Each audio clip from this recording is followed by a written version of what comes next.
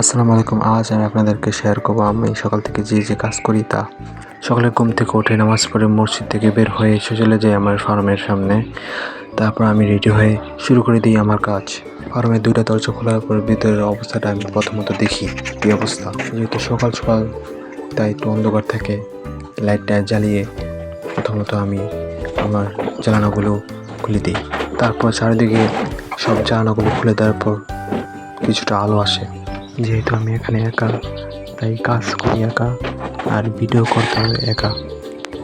যে আমার ক্যামেরাম্যান তারাও ব্যস্ততা বেড়ে গেছে, তাই আমার সব কিছু একাই করতে হচ্ছে এখন আপাতত।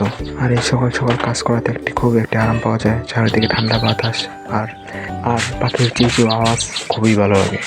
তো যাই হোক, আমি ঝাড়ুটা নিয়ে পুরো ফার্মটাকে ঝাড়ু দিয়ে নিই।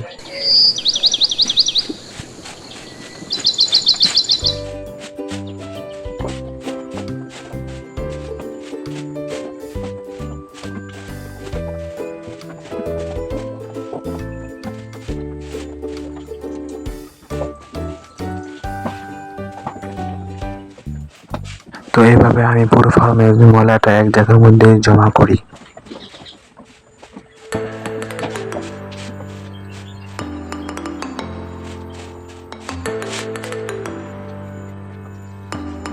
এভাবে পুরো ফার্মের ময়লাটা জমিয়ে আমি জ্বালানটা খুলে ঝাড়ু দিয়ে সব ময়লাটাকেও এভাবে ফেলিয়ে দিই এখান দিয়ে। তারপরে ভিতরে সকল কাজ শেষ হওয়ার পর আমি গাছগুলো এনে তাদেরকে দিয়ে দিই, তারা ঘাস খেতে থাকে। তারপর আমিও চলে যাই ঘাস কাটতে।